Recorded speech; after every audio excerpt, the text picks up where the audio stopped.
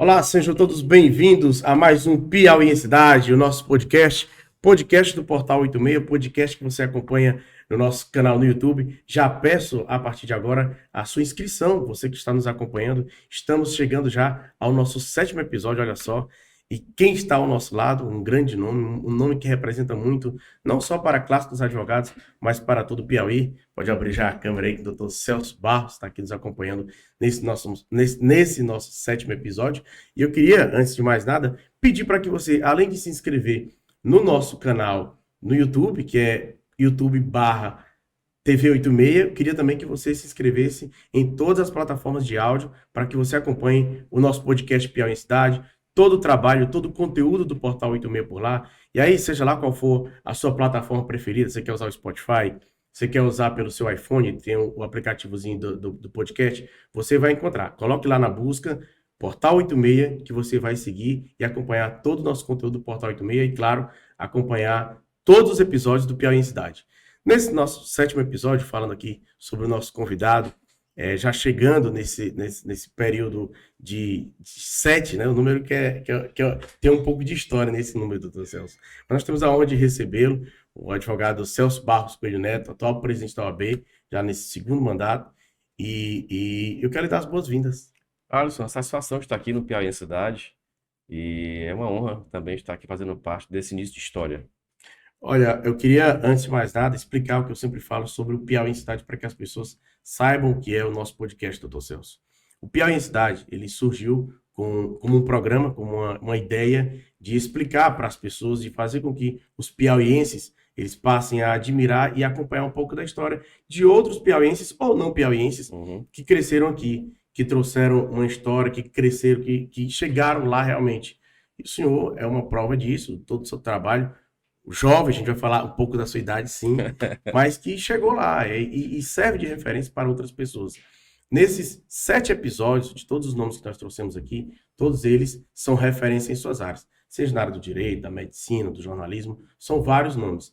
E aqui eu tenho o prazer de trazê-lo para que o senhor fale para quem está nos acompanhando, nosso Piauí em Cidade, todo o conteúdo do Portal 86, todos que seguem nas nossas redes sociais possam acompanhar um pouco de sua história e conhecer. Eu vou só apresentar um pouco aqui do seu currículo para que as pessoas saibam quem é realmente Dr. Celso Barros. Vamos lá. Celso Barros Coelho Neto, natural de Teresina, tem 48 anos, casado com Maria Heloísa Castelo Branco, pai de 3 filhos, Maria Heloísa, Luísa Eugênia e Celso Gentil. Qualquer erro que o senhor pode corrigir aí. Advogado, procurador do Estado do Piauí, é pós-graduado em Direito Administrativo pela Universidade de Salamanca, na Espanha. Pós-graduado em Direito Constitucional pela UFP, é hoje coordenador nacional do Exame de Ordem e está no seu 2º mandato como presidente da OAB. Entre outros, para a gente se estender muito aqui, doutor Celso, foi presidente da Associação dos Procuradores, vice-presidente da ANAP, é membro da Academia Brasileira de Direito e da Associação Brasileira de Direito Processual. Foi professor substituto da UFP e de outras faculdades do Piauí. Tem algo que o senhor quer acrescentar nesse seu vasto currículo? Esportista, viu? Gosto muito de esporte. Eu acompanho nessas redes sociais. Já vi lá um futebol. E é flamenguista como eu, viu, gente? Exatamente. Diante de um currículo desse, doutor Celso, eu iniciei esse nosso bate-papo, porque aqui é mais realmente um bate-papo, te perguntando como foi esse início de trajetória até chegar até aqui. O senhor hoje é o presidente da OAB, tem um nome respeitado não só aqui no Piauí, mas acredito que em todo o Brasil. Mais uma vez, seja muito bem-vindo. Muito obrigado, Alisson. É uma satisfação estar aqui, como disse há pouco. Bem, como todo piauiense, a gente tem que lutar muito, né? A gente tem que procurar sempre os caminhos que a vida vai nos trazendo. E eu nasci aqui em Teresina e aqui estudei praticamente a vida toda. No colégio Santa Maria Gorete, depois no Colégio das Irmãs, no Colégio Andréas, depois fui para Fortaleza.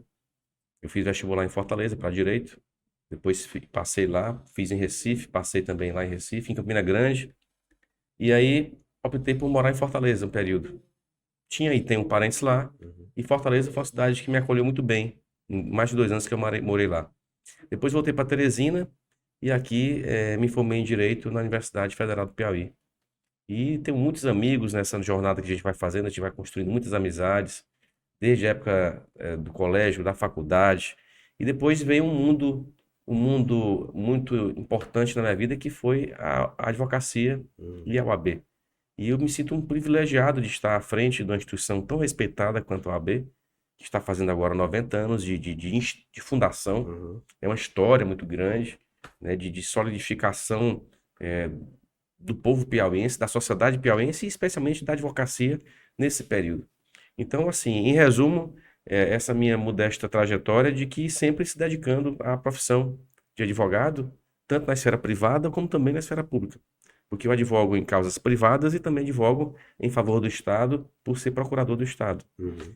Inclusive, trabalho aqui próximo ao estúdio seu. E isso me dá realmente uma noção muito boa, né? Muito importante do que é realmente a advocacia em todo o Estado. E esse seu nome aqui, Piauiensidade, eu achei muito interessante, porque enquanto advogado nós temos que ter uma autoestima muito grande. Uhum. Enquanto advogado e piauienses também nós temos que ter, eu creio que até obrigação de termos autoestima. E esse nome Piauiensidade é um nome que nos demonstra muita alegria, muita felicidade, né? Muita energia positiva, a coloração do amarelo e do sol, da energia, né? Então, está de parabéns também por essa escolha desse slogan, dessa logomarca e desse nome Piauiensidade. Então, como um bom piauiense, né? Como um bom piauiense, eu creio que a gente, no caso, tenho cumprido as minhas missões simples, de certa forma, mas dentro do meu alcance. Ó, isso é interessante, inclusive, que você falou duas coisas, dois pontos. Primeiro, sobre Piauiensidade, que esse nome teve até alguns dos outros episódios que disseram o nome é um pouco difícil de falar, mas realmente é. Mas é de propósito, porque a gente está tratando aqui de um sentimento. Sentimento Uhum. que nós temos, e o senhor falou muito bem, de elevar mais essa autoestima. Porque É, muitos piauienses, né, eles não têm isso, é a verdade. Talvez por uma questão de cultura, o que a gente viveu. E nós exaltarmos o que nós temos de mais forte aqui, e aí eu tenho trazido aqui, estamos no 7º episódio, ouvindo um pouco da sua história, e que são referência para outras pessoas. Imagina a quantidade de jovens advogados, estudantes de direito, que não querem chegar lá, seja como presidente da OAB, seja presidente de uma comissão, enfim. Eu acho que eu estou falando da área do direito, mas são várias outras áreas sim, sim, que nós, piauienses, temos que exaltar. E, poxa, dá para chegar lá. verdade. Como é que a gente pode chegar até o topo da carreira, né? Então, a ideia do Piauiensidade é mais ou menos essa. É esse sentimento De autoestima. de autoestima. E o outro ponto que o senhor falou, desse começo de carreira. O senhor falou, inclusive, da escola, lá de trás mesmo. E a minha pergunta é porque, assim, na ideia do Piauiensidade, como é... O senhor tem toda uma história com sua família, de advogados, né, dentro dessa área. Uhum. Mas como surgiu para o senhor, dentro desse trabalho, hoje, assim, ó, lá atrás, teve um momento em que eu disse, poxa, eu vou partir para essa área, eu vou estudar isso aqui. Eu queria que o senhor explicasse para que outras pessoas que estão nos acompanhando digam, poxa, é por aí que eu vou também. Eu acho que o momento de definição do jovem hoje é, primeiramente, qual curso irá fazer, né? Uhum. É jornalismo, direito, medicina, engenharia. E essa definição ela não é fácil, até porque quando a gente decide fazer lá atrás, com 17, 18, 19 anos, a gente vai às vezes por um achismo, né? É. Então, eu pensei muito em fazer educação física, né? Porque gosto muito de esporte, me considero um amante, realmente um inveterado de esporte, de vários, de todos os esportes eu gosto muito. E Você é então eu pensei daqueles que fica acompanhando lá Sport TV, muito, ESPN, sim, também sim, sou do, também sou do todas mesmo jeito. essas emissoras, tanto que os pacotes que eu tenho sempre, os primeiros que eu É. vejo são do esporte, mas pensei seriamente em fazer isso, eu tô falando em 1990, Uhum. foi porque eu fiz vestibular. E uma época que tinha aqui em Teresina, eu pensava em fazer educação física, em ter uma academia, em investir nisso, né? Porque naquela época não tinha muito, como hoje tem. Uhum. Então eu vi que realmente seria muito próspero isso. Mas aí, claro, que a questão familiar, a questão de meu pai ser advogado, minha mãe ser advogada, meu avô ser advogado, tios advogados. Então isso realmente influenciou para que eu, na hora de decidir, realmente pendesse para o lado do direito, né? E, e aí realmente é uma definição que todos nós temos que fazer. Com o passar dos anos, a gente vai se tornando mais próximo daquela profissão, vai vendo alguns horizontes, não é? Eu, assim que me formei, tive um escritório com um primo meu, que hoje é advogado, professor José Augusto. Fizemos uma sociedade por 2 anos muito boa. Uhum. E aí depois voltei para desfizemos a sociedade e fui advogar no escritório do meu avô. Isso estou falando no ano de O senhor 98, tinha acabado de se 99. formar, no Já caso? tinha uns 3 anos de Uhum. formado, 98, 99. E aí comecei aquela questão de concurso, né? Concurso público. Alguns contemporâneos meus começaram a passar em concursos públicos e isso foi me motivando muito. Bem, se alguém que é igual a mim tem condições e está provando que tem condições de estudar, de fazer um estudo sistematizado e aprovado em alguns concursos, por que que eu não posso também ser aprovado? Isso me despertou com o passar dos anos de ser realmente um concurseiro. E Uhum. modéstia à parte, eu realmente fui um concurseiro, passei em alguns, perdi alguns concursos, passei em outros concursos, mas sempre me fez o exemplo de amigos e de amigas de realmente perseguir esse ideal que era passar no concurso público. E aí fui passando em alguns concursos e, e concluí essa fase minha de Uhum. concurseiro sendo nomeado procurador do estado do Piauí lá no ano 2000. Portanto, há 22 anos, praticamente. Isso a gente está falando Celso Barros com, Com com vinte e qual seis idade? vinte e anos, seis vinte e anos. cinco, 26 anos, né? Essa fase concurseiro de 20 aos 26 anos, mais ou menos. Eu me formei com 22, então com 24 a 26, realmente eu despertei muito para isso. Uhum. Eu queria advogar, efetivamente advoguei muito, nessa época de jovem, advogava muito, mas o concurso naquela época surgiu essa oportunidade por ver amigos sendo aprovados. E isso me despertou realmente que eu poderia também ser aprovado. E aí fui fazendo alguns concursos de tribunais, Polícia Federal, eu já era professor também, fui professor desde Você muito chegou a cedo, passar nesse da Polícia Federal? passei para perito da Polícia Federal, Uhum. e não fui porque fui nomeado aqui em Teresina, não, Uhum. não iria para fora daqui, mas Sim. optei por ser procurador do Estado. E, e também na sala de aula, eu passei 11 anos sendo professor. E isso me ajudou muito na sala de aula. A sala de aula realmente é uma escola não só para os alunos, eu digo sempre que é também Uhum. para os professores.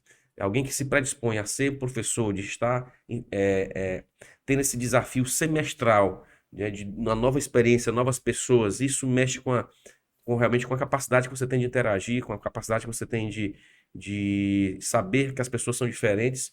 E a sala de aula realmente é uma escola para quem quer realmente saber mais o que está se passando no mundo. Então eu tive um universo, eu creio que tenho tido um universo de 2.000, 2.500 alunos nesse Uhum. período, e conheci muito mais o Piauí através dos próprios alunos, dos Uhum. professores, dos ambientes acadêmicos.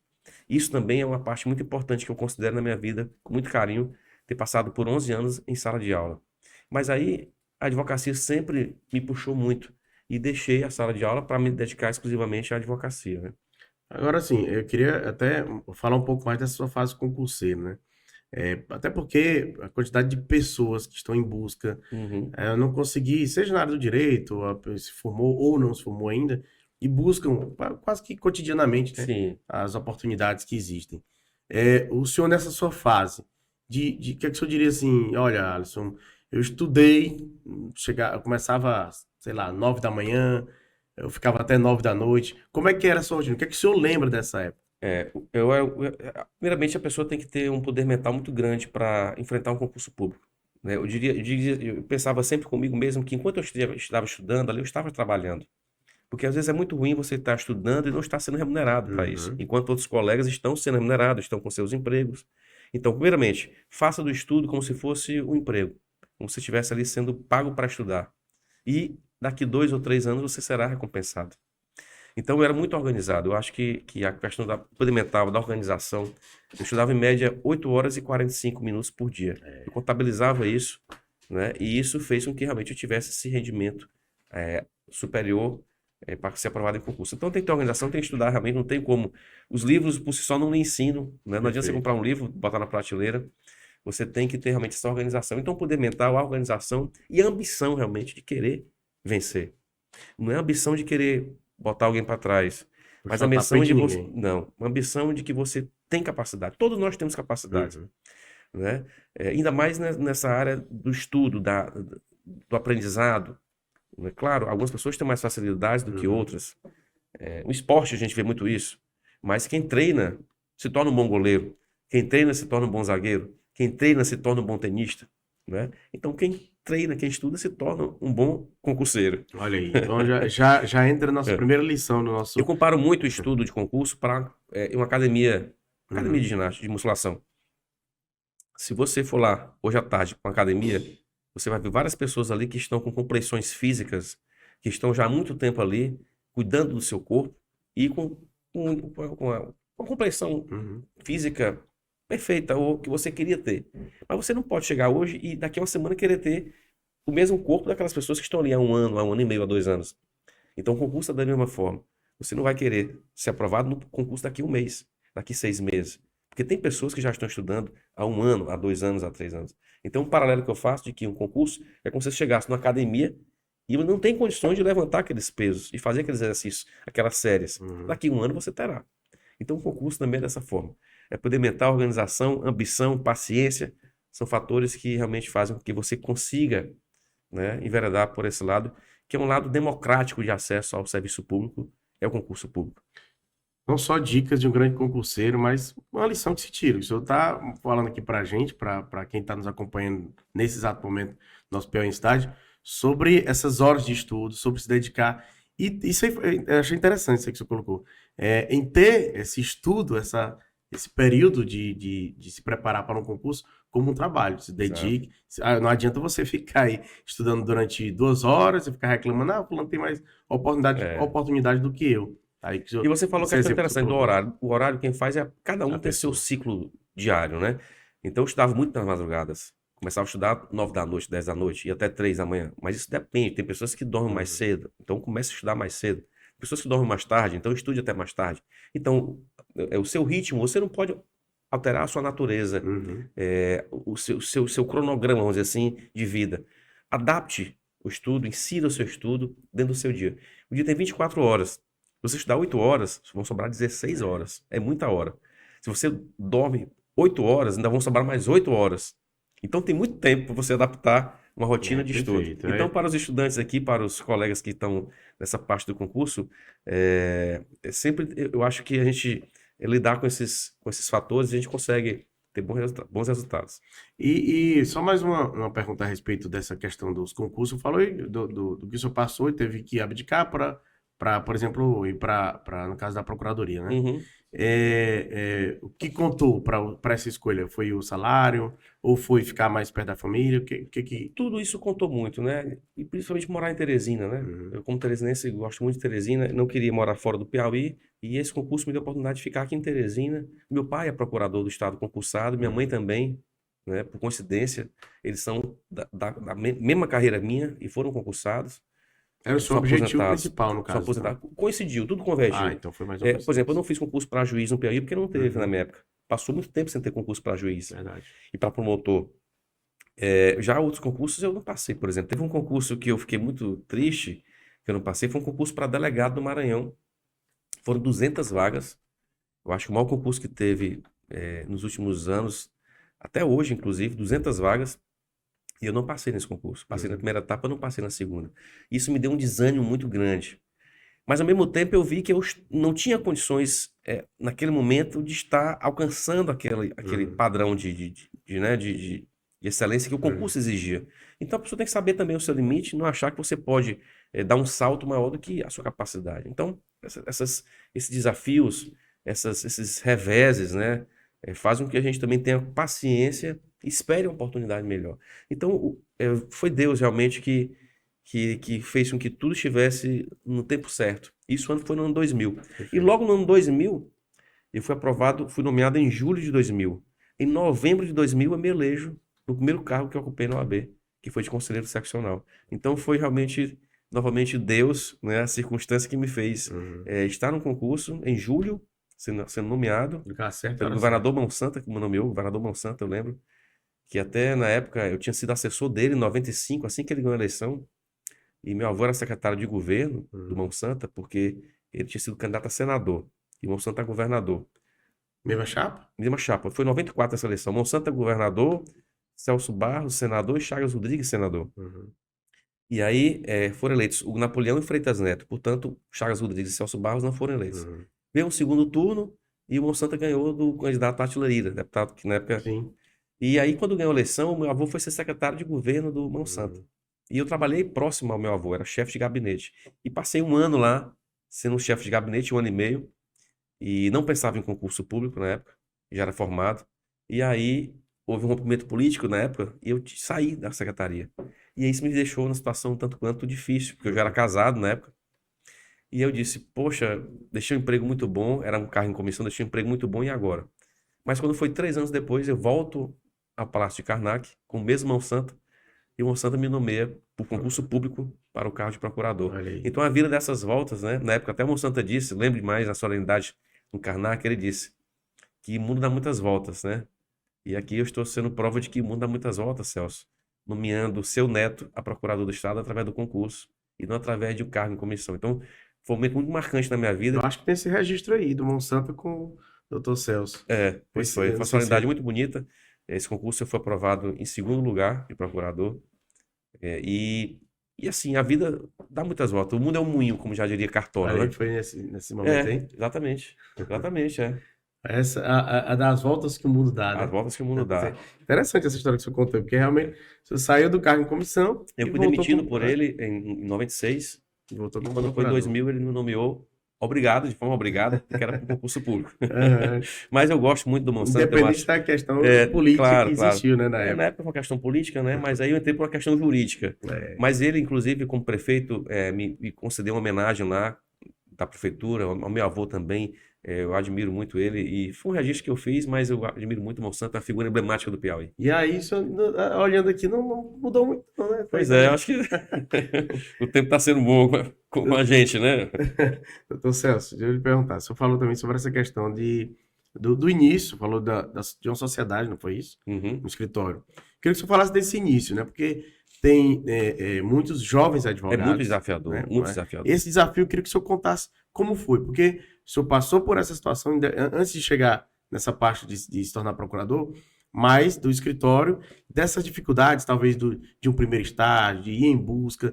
Imagina a quantidade de jovens advogados que queiram ouvir essa história, não só sua, que tem uma experiência, mas outros advogados, porque vários batem em certas portas que estão Sim. fechadas, né? É verdade. O concurso público, por exemplo, tem muito menos vagas do que, proporcionalmente, do que na minha época. Na minha época tinha proporcionalmente mais vagas do que hoje. Isso já é um fato. E as oportunidades também, proporcionalmente, não tem como antigamente. Eu digo, faz 20 anos atrás. Mas o estudante, não só de direito, mas de qualquer área, ele tem um acesso a informações que nós não tínhamos. Então, hoje, um estudante, um jornalista tem que saber economia, tem que saber política, tem que saber sociologia, tem que saber esporte. Você tem que estar antenado. E também o estudante de direito tem que lidar com isso. Não só com as questões jurídicas, mas questões econômicas, questões sociológicas, questões filosóficas, né? Saber uma outra língua. Então, ser inquieto, procurar situações, novos paradigmas, novos nichos de mercado. Hoje, por exemplo, nós temos uma lei de proteção de dados que faz com que haja um novo mercado para a advocacia com relação a essa consultoria para empresas, com relação à proteção de dados de seus clientes, dos consumidores. Então, as coisas vão evoluindo e novas oportunidades vão surgindo. Então, eu creio que o estudante hoje e o jovem advogado tem que procurar ser irrequieto com as situações de estagnação. Procurar novos desafios, ver o que está tendo de novidade e se aprofundar nisso, se especializar nisso, não é? Até porque hoje a facilidade de acesso a informações é muito boa. Na minha época, você ter um livro era uma luta. Não tinha internet, não tinha PDF, não tinha celular como nós temos hoje. Verdade. Então, eu lembro que para a gente ter um acesso a um livro, tinha que ir para uma biblioteca, mas a biblioteca, os livros viviam emprestados, porque só tinham 2 ou 3 exemplares. Para adquirir um livro, a Xerox não tinha, porque não tinha um livro, tinha que encomendar um livro para a livraria, chegava em 15 dias, então, e tinha essa dificuldade. Já os grandes centros, Bahia, Pernambuco, São Paulo, Rio, eles tinham produção literária, jurídica, tinham facilidade. Então a concorrência nossa era muito desleal, porque os piauienses não tinham acesso a livros. Mas hoje não, hoje nós temos acesso aos mesmos livros dos grandes centros, e inclusive produzimos muito material aqui no Piauí. Produzimos muito material. Na UE, por exemplo, nós lançamos inúmeros livros de advogados.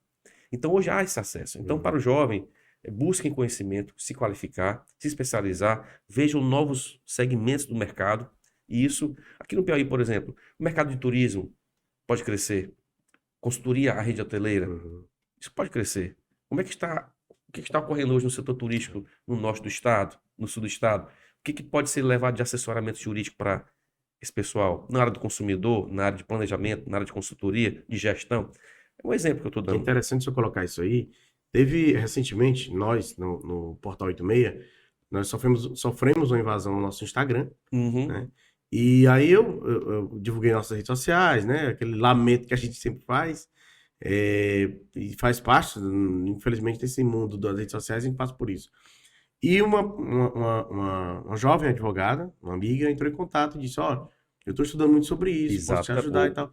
Então, assim, É um novo nicho de mercado. e mesmo a gente tem uma consultoria jurídica na empresa, Aham. mas eu disse até pro advogado da gente: Ó, ela me sugeriu isso aqui. Então, assim, é isso que você está falando. Ela foi atrás de um caminho que poucos, acredito eu, até porque redes sociais é uma coisa nova, poucos estão. E ela está enveredando para isso. Ela me disse: Eu, inclusive, Alice, estou indo para fora, Aham. porque é uma oportunidade para me chamaram para o Paraná, se eu não me engano, para fazer esse trabalho nessa área de redes sociais, na área do direito. Esse é outro segmento forte hoje na questão da proteção da imagem das pessoas, né? Da honorabilidade das pessoas, dos dados das empresas, né? A questão dessa nova era digital, ela oportunizou também um novo espaço, um novo ambiente de discussão e também de ações da advocacia, né? Então nós temos muitos colegas hoje especializados nisso. Na OAB nós criamos uma comissão de direito digital, temos a comissão de proteção de dados, né, também. É Então, são importante demais, colegas ó. que atuam nisso. Então, diante de uma situação dessa, o que tem que fazer o cidadão, o empresário? Procurar um advogado especializado na área, Exatamente. né? O cidadão hoje, pode perguntar quem quer que seja, eu acredito que o senhor tenha passado por isso, alguém Sim, que o senhor conhece. É muito difícil ter contato com assim, quem administra essas redes sociais. exato. Você ter contato com o Google, com o Instagram, com o Facebook, Não tem como. todo esse grupo é É. muito complicado. Então, assim, para um cidadão, uma cidadã, querer resolver. Você imagina, para uma empresa, é um prejuízo. Empresa como a nossa, o 86, que trabalha na internet, trabalha com É internet. incalculável. Entendeu? É um prejuízo que a gente passa. Mas, enfim, a gente tenta resolver dessa forma. É. E é interessante colocar nesse ponto, né? Que há formas, né? Agora, só entrando nessa parte do que o senhor falou. Qual foi, assim, a dificuldade que o senhor sentiu naquela época de estar dentro de uma sociedade, de buscar essa primeira oportunidade dentro da área, realmente da advocacia? Naquela época, hoje nós temos a justiça amorosa, mas naquela época a justiça era ainda mais morosa, né? Tanto em todos os níveis, né? Os órgãos públicos não tinham acesso ao advogado, o advogado para ter acesso a um processo era muito difícil, né? O advogado ele não tinha hoje as prerrogativas que nós temos de ter acesso a toda e qualquer repartição pública, de ter acesso a todo e qualquer órgão público, acesso a processos, direito à fala, estar horizontalmente conversando, dialogando e discutindo com outros operadores do direito, como promotor, juiz. Isso, há 25 anos atrás, não era como é hoje. Então havia uma hierarquia, de certa forma, entre judiciário e Ministério Público com a advocacia. Hoje não. Hoje nós lutamos muito para manter essa horizontalidade, né, essa igualdade entre nós, atores do processo, advogados, juízes e promotores. Claro, aqui e ali existem algumas situações, mas imediatamente, de forma enérgica, a gente chega e faz com que haja esse respeito, né, dentre as autoridades. Então, eu acho que é uma diferença muito grande. Na minha época de início para agora, é que a morosidade era muito grande e havia uma certa diferenciação entre a advocacia e outras áreas do direito. Tudo bem. Quero aproveitar, inclusive, nesse momento, para falar dos nossos parceiros, doutor Celso. É o tempo que o senhor bebe um pouquinho de cajuíno, água. Olha, eu queria destacar aqui a Pulse Propaganda. Você que está aí em busca de criar artes, logomarcas para a sua empresa, inclusive a empresa responsável, a agência de publicidade responsável por nossas artes aqui do 86 do Piauí Cidade. Fale com o Rafael, seu WhatsApp 869-9427-3079. Destacar também aí o nosso parceiro Resolvo Engenharia. Falei com o engenheiro JN, vai estar à disposição. Quer fazer uma obra na sua casa, quer fazer aí alguma coisa no seu quintal, no jardim? JN está à disposição no 869-9406-6093. Uma pergunta que eu faço ao senhor, doutor Celso. O senhor está muito bem confortável? Bem, tudo bem. O senhor está numa das melhores cadeiras do mundo, que é a Olha aí. cadeira Argo. Argo Teresina Olha aí. é um dos nossos parceiros. Você quer, inclusive, provar, testar uma das cadeiras, qualquer tipo de cadeira, aquelas cadeiras gamers, por exemplo, fala com o Bruno no WhatsApp 869-9920-9230. Ele, inclusive, tem lá uma cadeira à disposição para que você faça um teste, passe uma semana para utilizá-la e ver se você vai gostar. Tenho certeza que você vai querer adquirir a sua. Outro parceiro que nós temos, o Facheiro Restaurante, Facheiro Restobar. Diga um prato aí, tipo, que o senhor gosta, doutor Celso. Panelada. Pronto, lá tem uma das... Eu garanto pro senhor. Sair daqui do nosso Conheço. podcast, Muito passe bom. por lá, peça uma porção de uma das melhores paneladas que tem em Teresina, tem no Facheiro. Aí tem carne de sol, a Maria Isabel. Dá um pouco de fome na hora que a gente começa a falar. Faz parte. Faxeiro Restobar, você pode inclusive passar por lá, fica ali na Avenida Homero Castelo Branco, Zona Leste de Teresina. Outro dos nossos parceiros, a ITTNet. Acesse o site ittnet.com.br, adquira uma internet, um provedor totalmente, legitimamente piauiense, tá bom? Então tá aí o recado dos nossos parceiros dentro do 7º episódio do Piauí em Cidade.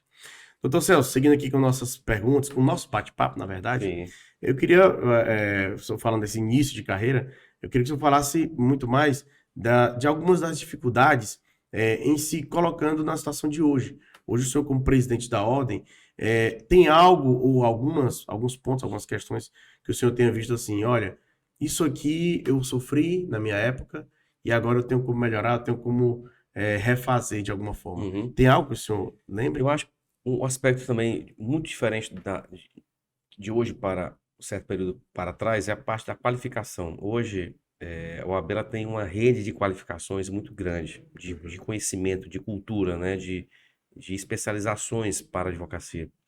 E além de outros centros também que oferecem pós-graduações, oferecem cursos, mas digo mais da OAB, da Escola Superior da Advocacia, que é um grande centro cultural do Piauí. Não só a parte estrutural, que nós fizemos um prédio novo, mas também a gama de cursos que nós fazemos lá, de seminários, de palestras, de cursos, de prática, de qualificação, de pós-graduação, acesso a mestrado, mestrado inclusive internacionais com convênios que firmamos. Então, assim, hoje o acesso à qualificação, eu digo sempre, Alisson, só não se qualifica quem não quer.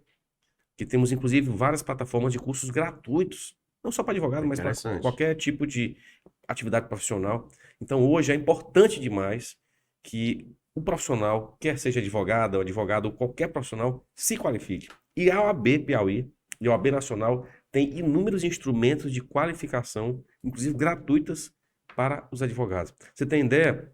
Nós estamos já com 4 pós-graduações gratuitas para advogados do Piauí, atingindo um número maior do que 6.000 advogados com pós-graduações gratuitas, com certificados reconhecidos por uma faculdade aqui de Teresina. E isso foi um programa inédito no Brasil. Então, quem quis se qualificar teve acesso à pós-graduação com aulas virtuais, porque foi na pandemia, estamos terminando agora a quarta pós, acesso a aulas gratuitas e aulas exclusivas. Então, eu digo que um grande diferencial também hoje é que a qualificação está à disposição da classe de dos maneira advogados. gratuita. Ah, interessante. O senhor falou sobre estudo, né, no início do nosso Piauí em Cidade, e agora você está colocando que a OAB, na sua gestão, ela oferece isso, não só para a área do direito, né? Exato. Outras pessoas também. E como é que elas têm acesso? Nós temos a Escola da Advocacia, né, que é uma estrutura autônoma da OAB, um corpo de professores, né, de colaboradores e professores de todo o Brasil que são ministrantes aqui. Sempre o advogado quer escrever um artigo, nós sempre fazemos livros, fazemos lançamento de obras, arcamos inclusive com muitas dessas publicações para que o advogado que defenda uma monografia, uma tese, uma dissertação, ele possa ter seu trabalho publicado num livro da escola.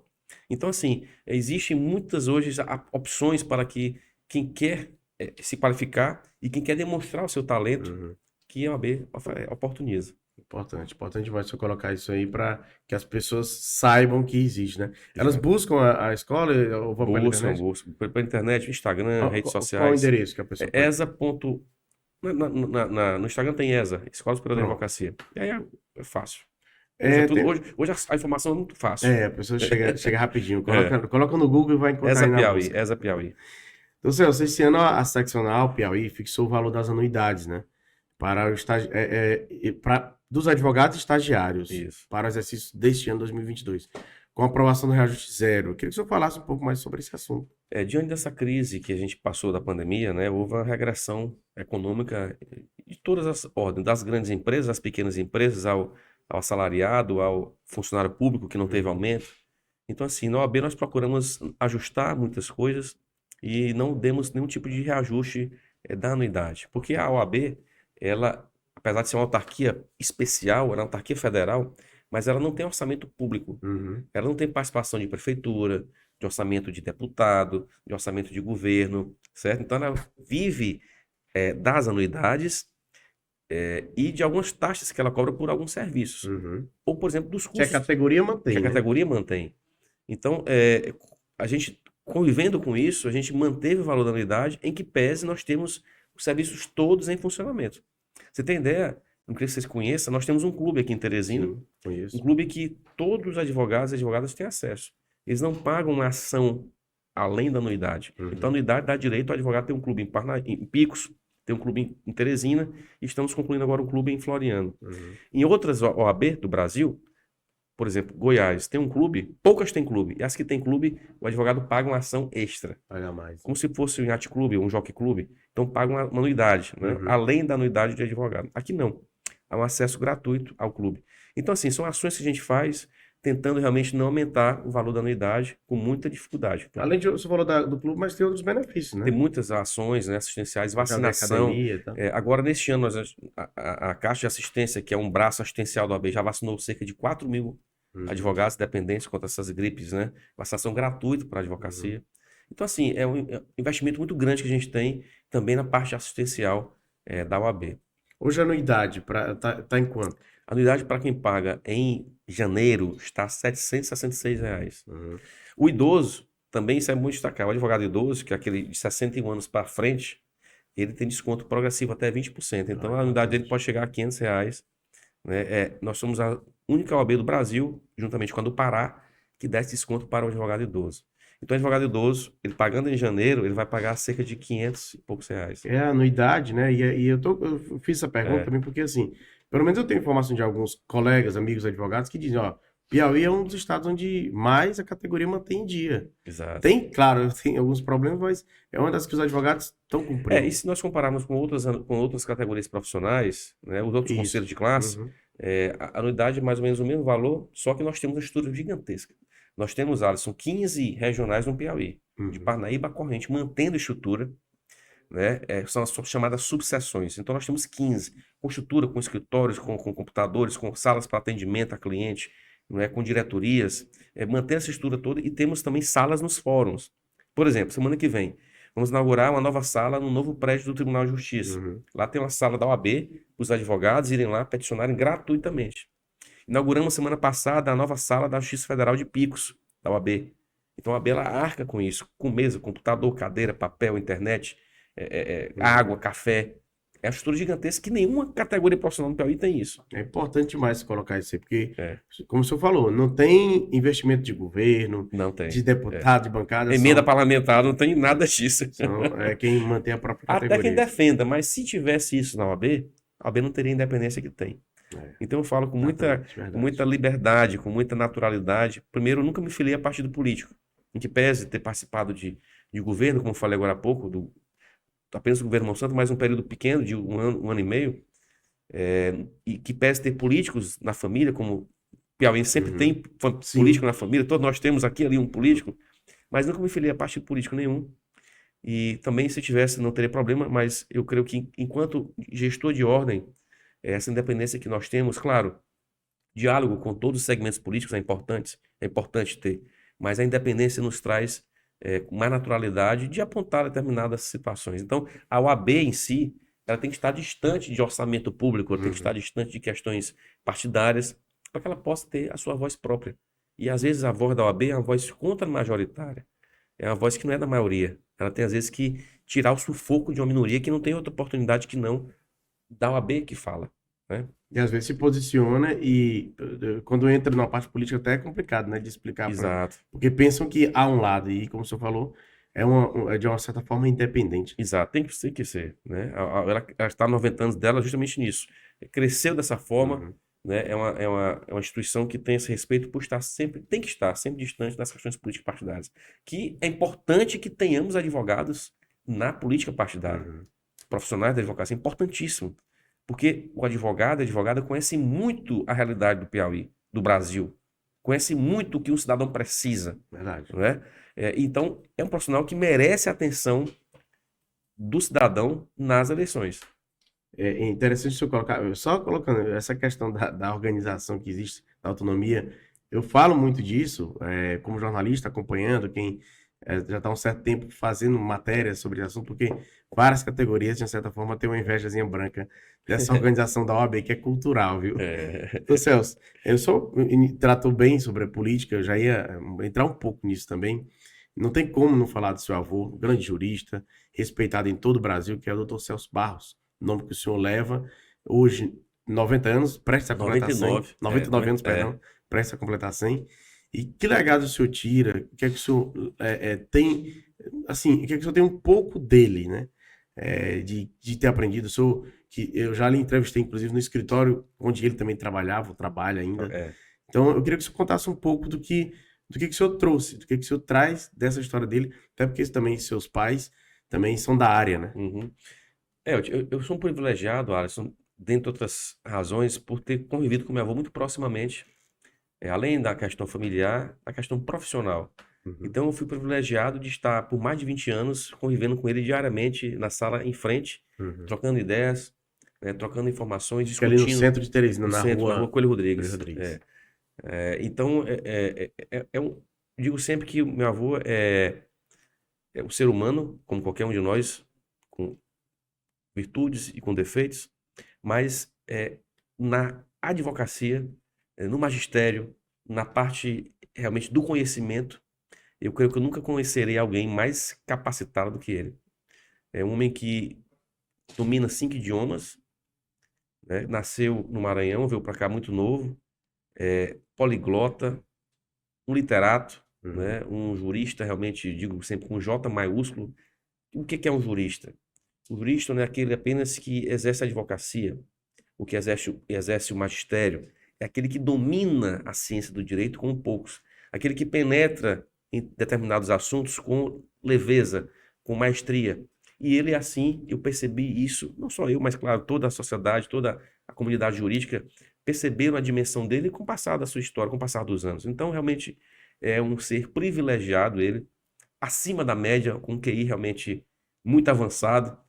Eu digo sempre que se eu tivesse puxado pelo menos um 10% da capacidade intelectual dele, realmente domina a filosofia, domina a literatura, é um cultor do vernáculo, é um eloquente tribuno, né? Quem já participou de eventos que ele esteve falando do improviso, um homem que tem um improviso realmente que faz as pessoas realmente saberem que o conhecimento, ele, através da pessoa do Celso Barros Coelho, ele é um orgulho para nós. Então, assim, eu tive um privilégio realmente de conviver com ele, tenho ainda o privilégio.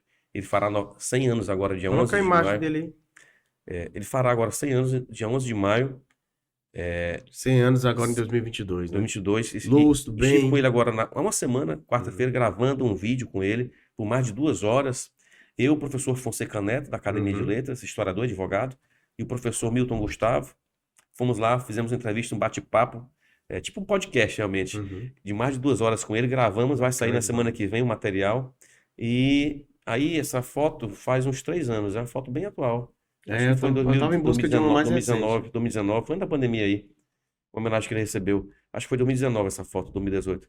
Então, assim, mas ele está muito bem, com a mente, com raciocínio, com a mente brilhante, como sempre. Então, realmente é uma dádiva de Deus ter um sujeito desse com 100 anos, lúcido e demonstrando realmente para todos nós exemplos de conhecimento, Bacana demais. de sabedoria. É um sábio. O senhor fala com brilho no olhar quando fala, doutor Celso. Ele é um sábio. Uma Você palavra leva que, o nome dele, né? uma palavra que eu poderia defini-lo realmente é um homem sábio. E assim, o senhor falou sobre a parte política, né? O senhor falou, inclusive, que nunca se filiou. Mas aí eu não tem como não falar. Doutor Celso foi deputado, tanto estadual como federal, participou de governos, disputou a eleição. E a minha pergunta, o senhor nunca pensou ou foi convidado? Não, eu cheguei a pensar, assim, nessa época que eu falei agora há pouco, 95, 96, eu cheguei a pensar em me candidatar a vereador, lá em 96. E talvez se eu tivesse me candidatado, poderia até ter ganho.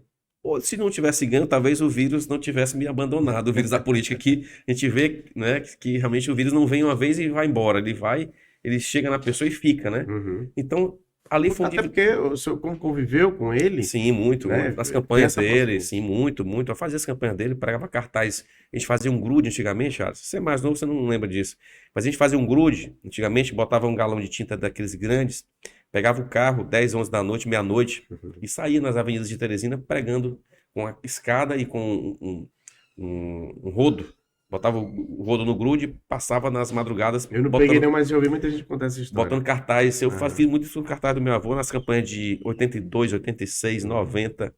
É porque isso é mentira. Hoje não se permite mais cartazes em poste. Foi quando o vírus Cartaz estava com o senhor. O vírus quase que eu entrava na política. E aí não entrei e enveredei para a advocacia, concurso público que me tornou, né, mais na área da advocacia. Mas não penso nisso, não.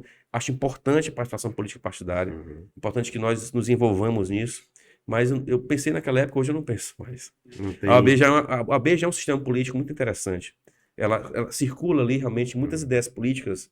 A semelhança da política partidária, existe uma política de ordem Uhum. que deve ser até mesmo mais respeitada, mais urbana entre os grupos, vamos dizer assim, políticos.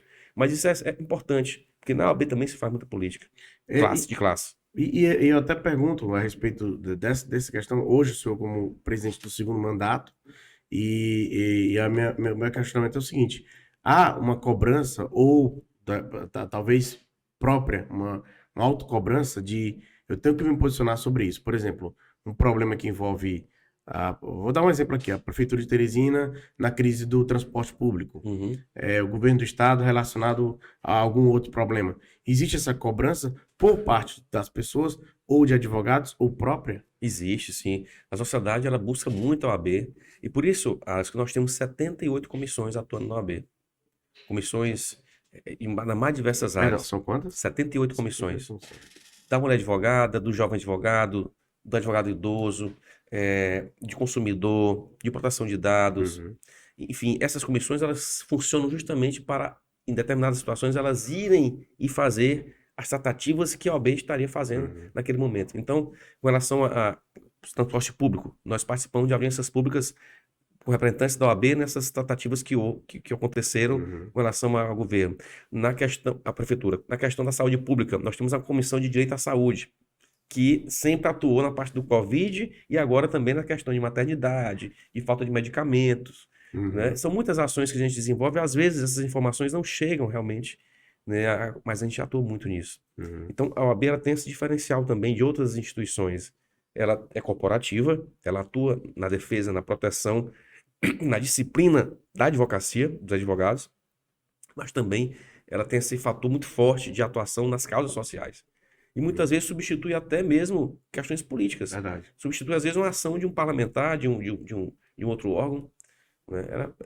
É muito importante a atuação dela. Porque eu pergunto sobre a cobrança, porque ela serve como uma representação mesmo da sociedade para que algo aconteça, seja feito em um problema, né? Por Exato. exemplo, tem o Ministério Público que também se cobra. Exato. E talvez a OAB funcione nesse trabalho paralelo, né? De Exatamente. contribuir para a sociedade. Muitas vezes chegam demandas para nós e a gente tem, olha, isso aqui é mais o Ministério Público. Nós não temos a capacidade estrutural que tem o Ministério Público. Até porque é importante destacar, o serviço de todos que estão no OAB é voluntário. O presidente não tem salário, não tem gratificação, não tem jeton, Importante não tem dizer diária. isso. Né? Os conselheiros também não têm, os diretores da OAB não tem remuneração, não tem salário, não tem jeton, não tem qualquer tipo de incentivo financeiro. Né? Então você pode perguntar, mas então por que estão ali?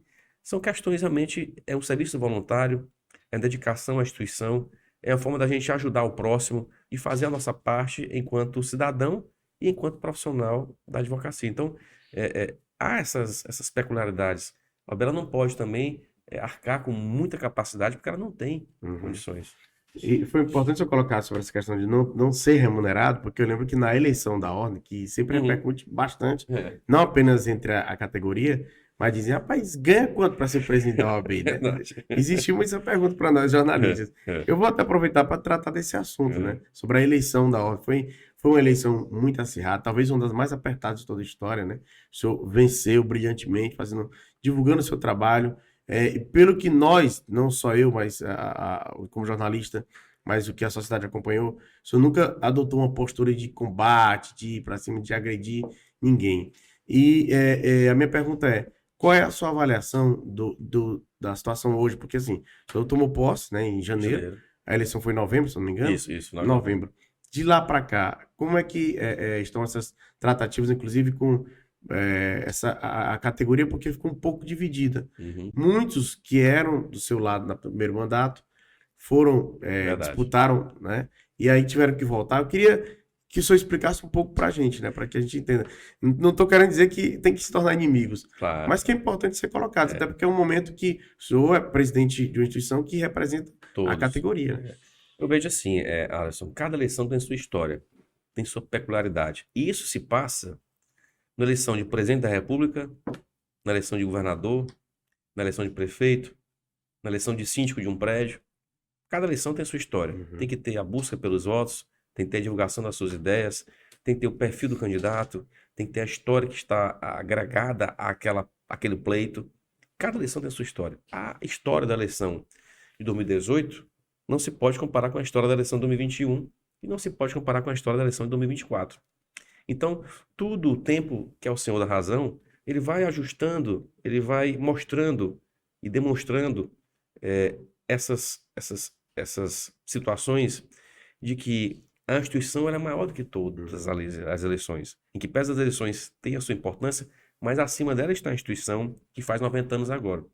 Então, de nossa parte, a eleição acabou lá no final do mês de novembro. De lá para cá, em continuidade ao nosso trabalho, estamos buscando conversar com todos os colegas, com todos os que estavam encampados na nossa campanha, mas também nas outras campanhas, nas outras chapas, vamos dizer assim, porque nós entendemos que a OAB ela está de forma abstrata, né?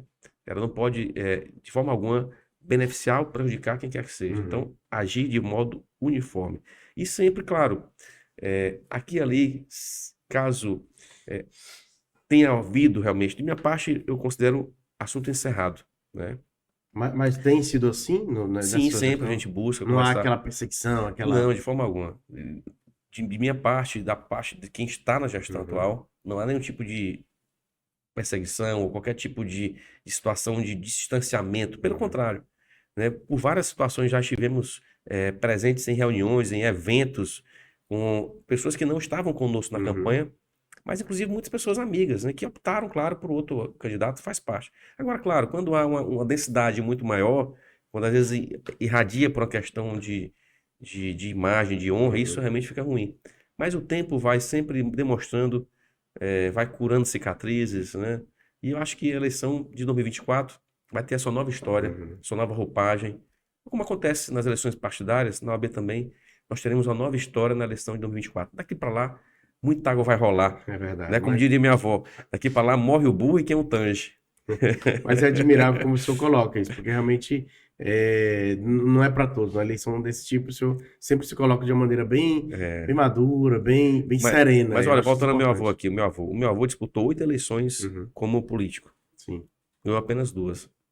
3, porque um ele era suplente, faleceu um deputado, ele assumiu. Então, das 8, ele ganhou 3. E ele me disse, talvez tivesse ganho 5, teria morrido há 20 anos atrás. Então, Deus sempre vai dando para nós algumas respostas com o passar dos anos. E eu passo um pouco disso para a minha vida. Se é para eu ganhar a eleição, se é para o meu grupo político da OBT ganhar a eleição 2021, vamos agora trabalhar, agir e fazer com que em 2024 também um grupo que tenha condições de trabalhar em respeito à ordem seja um grupo realmente compenetrado para isso. Então, vitórias, derrotas fazem parte da vida. O importante é nós estarmos vivos, contando a história, participando aqui do podcast, né? Bacana. E pensando no futuro. Então, eu tenho esse exemplo também político do meu avô, que perdeu mais do que ganhou na política, mas eu acho que quem perdeu foi o Piauí, por exemplo. Ele se candidatou a senador uma vez e não foi eleito. Eu acho uma pena o Piauí ter se dado a luxo de não ter uma pessoa como ele como senador. Vejo outro político também que não teve oportunidade de ir muito além, o Alferraz, né? Morreu muito novo, creio com 60 e poucos anos. Não foi governador, Verdade, isso é não interessante. foi senador, né? Talvez teria, né, despontado como Firmino Filho não foi senador, não foi governador, né? Então, às vezes, o Piauí realmente ele foi muito pródigo com alguns talentos, Verdade. Isso né? é interessante, o senhor colocou. O senhor falou sobre o próprio doutor Celso. Falando com o ex-deputado Leal Júnior, ele falava muito. Numa conversa que eu tive com ele falou: ó, poucos ali dentro daquela casa, na Assembleia, entendem de regimento. Exato, E o doutor Celso era desses. Ele era exato. aquele que ia para a tribuna É. e fazia as pessoas entenderem, até os próprios deputados, né, os Uhum. parlamentares entenderem o que que eles estavam ali, o que que representava aquilo dali, né? Exato. Isso é interessante. E é o mundo, né? Poucos são assim até hoje. Não só no Piauí, mas acho que todo o Brasil, todo mundo. Um Congresso Nacional daquele ali é muito complexo. Você É. chega lá com mais de 570 deputados. Para Para você ter entender conhecimento. aquilo ali, quer dizer, A história do o regimento, que o cara tem regimento que e tudo. entender, E o porque... clamor social, as ruas, então É, são, né? Então, assim, a política faz parte, né? Os reveses, as vitórias, as frustrações. Eu tento abstrair muito disso. Eu vivo melhor assim. Não importante. guardo nenhum tipo de mágoa, rancor. Pelo contrário, eu acho que a alegria, a felicidade, sempre que eu puder fazer isso, de reconquistar amizades, eu estarei a postos para reconquistar. E a gente tem percebido isso, viu, doutor Celso? Olha, o senhor falou sobre os 90 anos, né, da OAB, né, sendo completados. Estamos numa programação especial, na verdade. Sim. Eu queria que o senhor falasse dentro perdão, dessa programação e dando destaque também a vários nomes da advocacia piauiense que se destacaram, têm se destacado ainda mais. Por Uhum. exemplo, eu lembro do doutor Cássio, Sim. que tá no STF, e tem vários outros nomes do Piauí que fizeram parte de uma geração que acredito que o senhor tá inserido nela, né? Doutor Marcos Vinícius Furtado Uhum. Coelho, presidente do OAB Conselho Nacional. Federal. Enfim, vários nomes que a gente poderia tratar aqui que conseguiram chegar lá de forma nacional, de forma respeitada. E passaram, né? Tem lá o OAB Piauí. Sim. E eu queria que o senhor falasse dentro desses 90 anos. O senhor falou, inclusive, lá no começo, sobre a dificuldade que a categoria teve aqui antes das redes sociais, Uhum. antes da internet, antes do PDF, que hoje a pessoa pode ler no celular, em ir atrás de um livro, em ir atrás de conhecimento. E esses nomes, cito o senhor e esses outros que eu falei aqui, se destacaram.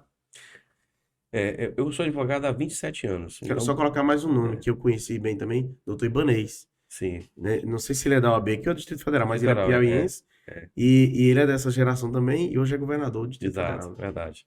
Ele não é escrito aqui, não. Infelizmente, até depois de Sim. ser governador, ver Sei se que ele vem se fosse. filiar aqui para o Piauí. Foi boa lembrança sua.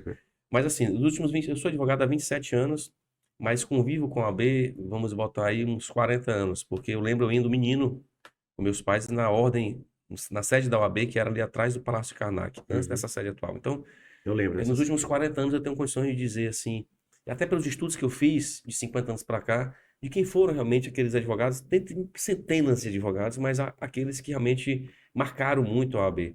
Eu posso citar aqui o Wilson Destro Coelho, piauiense que fez vida no Rio de Janeiro, foi vice-presidente da OAB Nacional, conselheiro federal por vários mandatos, homem respeitabilíssimo, marcou época na advocacia brasileira, Uhum. era piauiense. Filhos da Angélica, primeira mulher do Brasil a se eleger presidente, a primeira a se reeleger presidente e a única até hoje no Brasil, em todos os tempos, em todas as OAB, a se eleger 3 vezes presidente de uma seccional. O meu avô, Celso Barros Coelho, foi o que mais tempo passou aqui na OAB. Ele foi presidente por 6 vezes aqui, Uhum. em 6 eleições, e foi por 11 anos presidente da OAB. Destaco também o Marcos Vinícius, contemporâneo, né?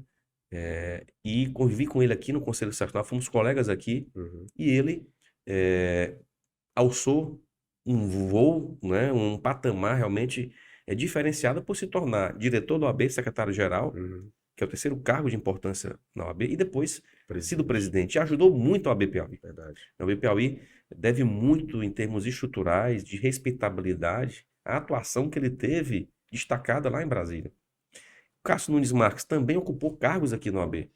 Antes dele ser desembargador, porque antes de ser ministro ele era desembargador. Isso. Ele ocupou uma vaga da OAB, mas isso se deu por quê? Pelo trabalho que ele fez aqui por 6 anos, enquanto ele ocupou mandatos aqui na OAB Piauí. Uhum. Então, assim, são pessoas que se destacaram realmente nesses últimos 10 anos e também pegando a história aqui da década de 70 para cá, né? O Wilson Destro Coelho, Filhos Angélica, e digo mais os membros honorários que estão aqui convivendo conosco Uhum. ainda.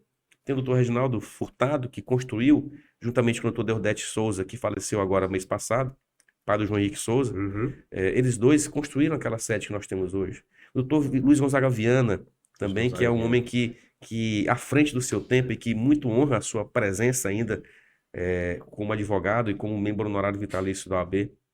Né? Enfim, são grandes vultos que passaram pela OAB e que esse respeito que nós temos hoje, claro, se dá pelos nossos dias atuais, mas se dá também fundamentalmente pelos dias que construíram esses 90 anos. Então, doutor Luiz Gonzaga Viana, doutor Reginaldo Furtado, doutora Fides Angélica, Celso Barros, são figuras realmente que demonstram realmente a honorabilidade da nossa instituição. E dentro desses 90 anos, queria que o senhor destacasse, né? O doutor João Pedro Moraes também, Sim. que é um grande amigo, escritor, talentosíssimo, homem compenetrado, homem, doutor João Pedro Moraes, que também é ex-presidente da OAB e que muito contribuiu e contribui também pela nossa instituição. Então, esses nomes, João Pedro Moraes, doutor Luiz Gonzaga Viana, Fides Angélica, Reginaldo Furtado, Celso Barros e Wilson do Egito Coelho, eu creio que foram nomes muito proeminentes nesses últimos 50 anos da OAB. Verdade. E há um respeito de todo o Brasil, né? Eu percebo isso. Com certeza. E dentro desses 90 anos, o que o senhor destaca, o que a Ordem tem preparado, a Seccional Piauí, para a classe, né? Para a categoria? Nós iremos fazer algumas inaugurações na sala do novo Tribunal de Justiça, a nova sala da Justiça do Trabalho. Nós inauguraremos um espaço novo lá na OAB. Nós faremos uma reforma também que não vai ser inaugurada agora, mas vai ser inaugurada neste ano na OAB. Nós faremos um show com Jorge Aragão para nós festejarmos a vida e também a OAB na próxima sexta-feira, mas é um show restrito para advogados e convidados. Né? Espero que a assessoria lembre de convidar os jornalistas. Com certeza, vamos convidar os jornalistas. Faremos neste ano, Alisson, se Deus quiser, um festival de música da advocacia. Advogados irão formar bandas, irão fazer alguns shows para que... Tem muitos talentosos advogados músicos, né? Então nós queremos fazer um show só com advogados. Queremos ter um coral da OAB feito por advogados. Vai ter uma competição, não? Porque o senhor joga um futebolzinho, né? Temos competição agora, inclusive fizemos agora no interior do estado, fizemos competições regionais, e os campeões regionais vêm para Teresina na próxima semana para que seja feita aqui a final dos jogos de futebol. O nosso clube dos advogados, nós iremos inaugurar quadras de beach tênis, quadra de trinca de basquete, novos brinquedos para criança. Então, assim, são muitos eventos, muitas ações que a gente vai fazer nesse ano todo por conta dos 90 anos. Congressos jurídicos, eventos jurídicos, pós-graduações, enfim... São muitas coisas que nós iremos celebrar essa conquista, porque é uma conquista a gente chegar com uma instituição como a OAB e sendo tão respeitada na sociedade. Verdade. O senhor foi nomeado recentemente coordenador nacional do Exame da Ordem, correto? No que o senhor acredita que pode ser alterado ou melhorado no certame, que hoje é a porta de entrada, né, dos bacharéis na profissão? O Exame de Ordem, você tem uma ideia? Nesse último exame agora, que a segunda fase será domingo, nós tivemos 130 mil candidatos. 130 mil candidatos. Ou seja, 130 mil bacharéis que querem se tornar advogados. Mas o índice de aprovação gira em torno de 15%. Então, realmente, a prova do exame de ordem é um fator essencial para auferir aqueles que tenham condições de se tornar advogados. Ela é uma prova que tem seu nível de dificuldade. Esse nível deve ser mantido, né, para que realmente aquele que seja aprovado tenha orgulho de ter conseguido ser aprovado no exame, numa prova, num teste, que é como se fosse um concurso público. Só que a diferença é que não tem vagas.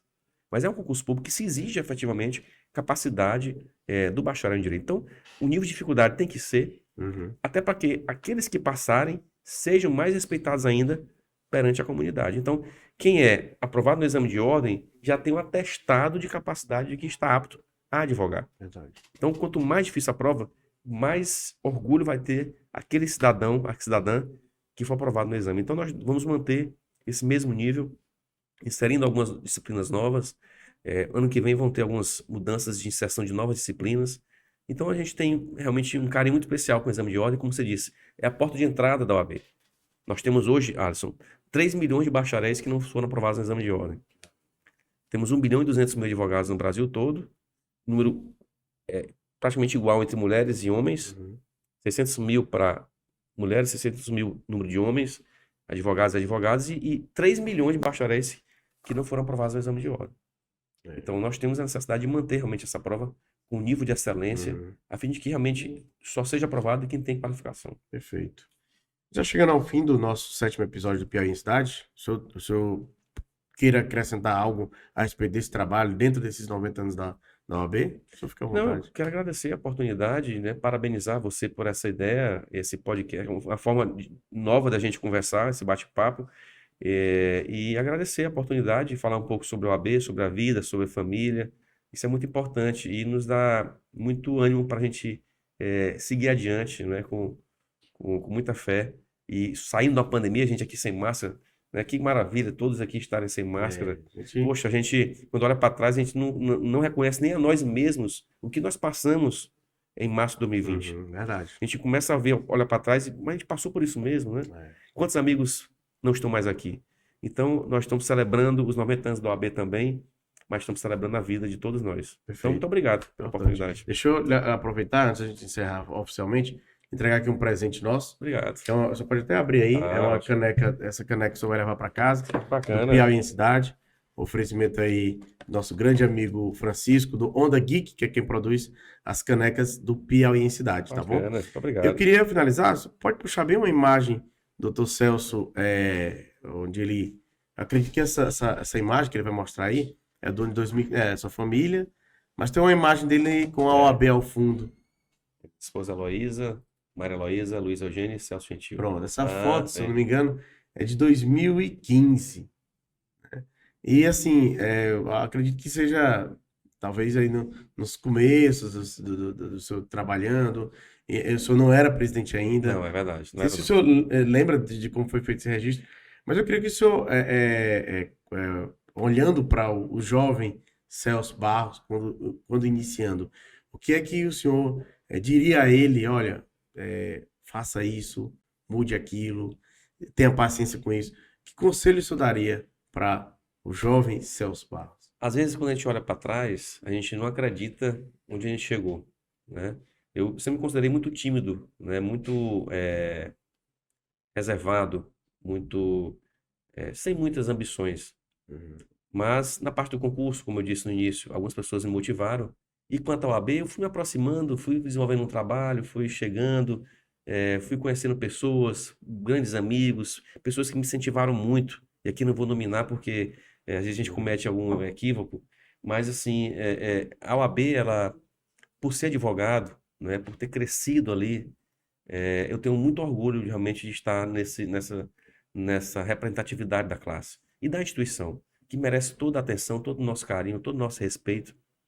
E a caminhada que a gente deu não foi da noite para o dia, né? É uma caminhada que veio com o passar do tempo, com alguns problemas, mas fundamentalmente muitas alegrias e muito a honra de estar servindo a classe. Então, olhando para essa foto aí, acho que era um prenúncio mesmo, que eu estava aí, acho que foi 2000 e... Eu peguei ali a data ali, ó, agosto de 2015, ó, bem Agosto de no fundo ali. 2015, é verdade, verdade. Aí, porque é o seguinte, no AB eu tive 2 mandatos, 2000 a 2006. Depois eu passei 9 anos afastado, perdendo eleições, né? Nós perdemos 3 eleições seguidas. E aí, quando foi em 2015, nós ganhamos a eleição. Então, logo depois disso aí, eu fui conselheiro federal em Brasília, depois me elegi presidente, depois presidente. Então, realmente é um prenúncio aí do que... Eu vi o registro e 2015, lembrei. é verdade. É interessante. Bom prenúncio. E é interessante o senhor colocar essa história. E para quem nos acompanhou até aqui nesse nosso 7º episódio, acompanhar, além da história do Dr. Celso, olha o que ele contou aqui pra gente sobre ter sido concurseiro, sobre ter chegado realmente lá. Estamos falando do Flamengo, né? Passou outro programa, a gente fala do Flamengo. No próximo a gente fala do Flamengo. É porque não tá nem merecendo falar tanto. Mas olha, eu queria agradecer mais uma vez a história que o senhor contou aqui pra gente, para quem acompanha o Piauí em Cidade. É uma referência, serve de exemplo para outras pessoas, tá? E gostaria que você que acompanha o nosso podcast, o nosso 86, acompanhasse todos os outros episódios. Eu insisto, inscreva-se no nosso canal, é importante demais para que você faça sua inscrição, aquele botãozinho vermelho lá, inscrever-se. Inscreva-se no nosso canal, acompanhe todo o conteúdo do Portal 86 e acompanhe todos os episódios do Piauí em Cidade, tá certo? Abraço, ficamos para a próxima.